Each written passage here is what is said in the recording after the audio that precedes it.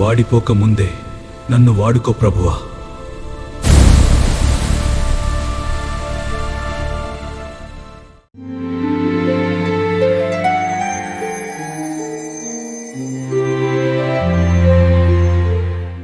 మన ప్రభువును మన రక్షకుడు అయిన యేసుక్రీస్తు ప్రభు నామమున ప్రియులైన మీ అందరికీ వందనాలు, దేవునికి స్తోత్రాలు.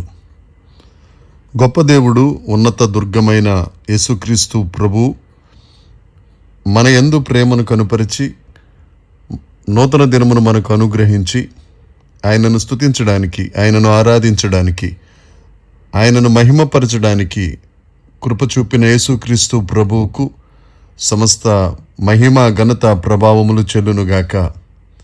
ఆ ఏకైక దేవుడు ఈ నూతన దినములో మనకు అనుగ్రహించిన పరమవాక్య ధ్యానము, కృపావార్త, పరమగీతము 4వ అధ్యాయము 4వ వచనము. జయసూచకములు నుంచుటకై దావీదు కట్టించిన గోపురముతోనూ 1000 డాలులను శూరుల కవచములన్నీయును వ్రేలాడు ఆ గోపురముతోనూ నీ కందర సమానము. దేవునికి స్తోత్రం కలుగునుగాక, దేవునికి మహిమ కలుగునుగాక. దేవుని యందు అత్యంత ప్రియమైన దైవ జనాంగమా, గత కొన్ని దినములుగా మనము ఈ ఆత్మ సంబంధమైన యుద్ధోపకరణములను గూర్చి ధ్యానిస్తున్నాము. మన శత్రువులు అంధకార సంబంధమైన శత్రువులు. వారితో నిత్యము మనకు పోరాటం జరుగుతూనే ఉంటుంది. మన యుద్ధోపకరణములు శరీర సంబంధమైనవి కావు గాని దేవుని ఎదుట దుర్గములను పడగొట్టు జాలనంత బలమైనవి. ఈ తేజో సంబంధమైనవి దేవుడు మనకిచ్చు సర్వాంగ కవచము అని మనము ధ్యానించాం. ఆ సర్వాంగ కవచంలో సత్యం అనే దట్టి గురించి, నీతి అనే మైమరువు గురించి, సమాధాన సువార్త వలనైన సిద్ధ మనసు అనే జోడు గురించి, నిన్నటి దినము వరకు విశ్వాసము అనే డాలు గురించి ధ్యానించడానికి దేవుడు కృపను అనుగ్రహించారు. ఇక ఈ సర్వాంగ కవచములో మిగిలిన యుద్ధోపకరణములు 2. ఒకటి రక్షణ అనే శిరస్త్రాణము, దేవుని ఆత్మ అనే వాక్య ఖడ్గము. ఈ దినాన రక్షణ అనే శిరస్త్రాణము గురించి మనం ధ్యానిద్దాం. ఈ రక్షణ అనే శిరస్త్రాణము తల మీద ధరించుకునే టోపీ లాంటిది. మనం లేఖనాలలో గమనిస్తే ఆజానుబాహుడు, మిక్కిలి బలవంతుడు అని పేరు పొందిన గొలియాతు ధరించిన పనిముట్టు ఇదే. అతని తల మీద రాగి శిరస్త్రాణము ఉండెను అని 1 సమూయేలు గ్రంథము 17వ అధ్యాయము 5వ వచనంలో మనం చూడగలం. ఇది తల అంతయు కప్పియుంచే ఒక పనిముట్టుగా, ఒక రక్షణ సాధనంగా మనకు కనిపిస్తుంది. ఈ శిరస్త్రాణము తల అంతటిని కప్పి ఉంటుంది, కానీ కండ్లు, ముక్కు, నోరు మాత్రం బహిరంగంగా కనిపిస్తాయి.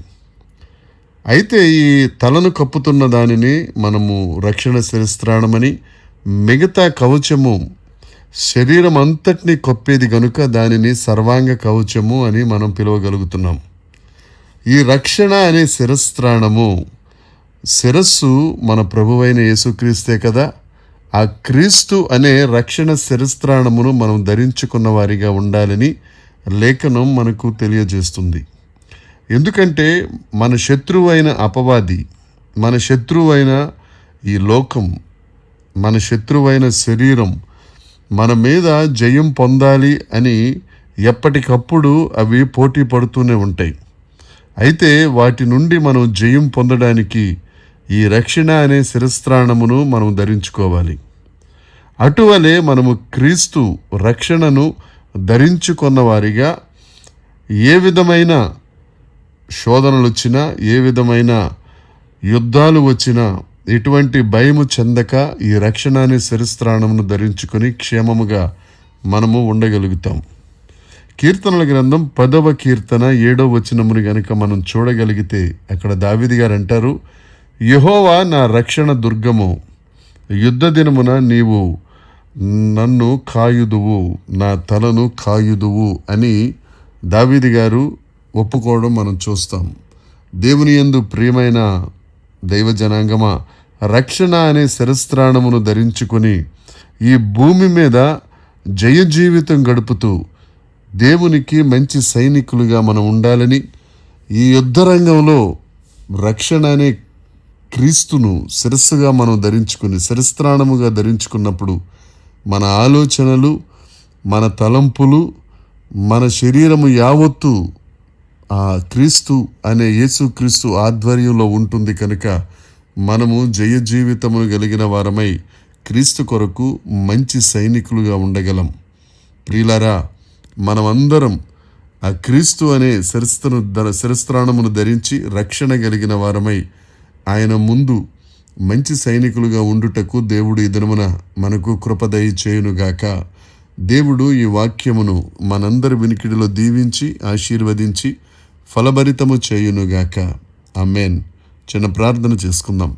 పరలోకమందున్న మా తండ్రి, పరిశుద్ధుడా, కృప కలిగిన ప్రభువా, దేవ, రక్షణ అనే శిరస్త్రాణం గురించి అతి క్లుప్తముగా ధ్యానించడానికి మీరు మాకు దయచేశారు.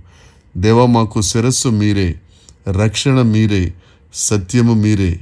ప్రభువా, మిమ్మల్నే మేము శిరస్త్రాణముగా, రక్షణ అనే శిరస్త్రాణముగా ధరించుకుని ప్రభువా, నీతి మార్గములో నడుచుటకు నీ మీద ఆధారపడి నిన్ను సంతోషపరిచే జీవితం ఈ యుద్ధ రంగంలో ప్రభువా, ఈ భూమి మీద రక్షణ అనే శిరస్త్రాణమును, సర్వాంగ కవచమును ధరించుకొనిన వారమై అపవాదిని, శరీరమును, లోకమును జయించి నిన్ను మహిమపరచు వారిగా ఉండుటకు కృప దయచేయమని, మహిమ పొందుమని నజరేయుడైన యేసుక్రీస్తు నామమున ప్రార్థించి అడిగి వేడుకొనుచున్నాము తండ్రి. ఆమేన్. దేవుని కృప మనందరికీ తోడై ఉండునుగాక. దేవుడు మనలందరినీ ఆశీర్వదించునుగాక. ఆమేన్. ఆమేన్.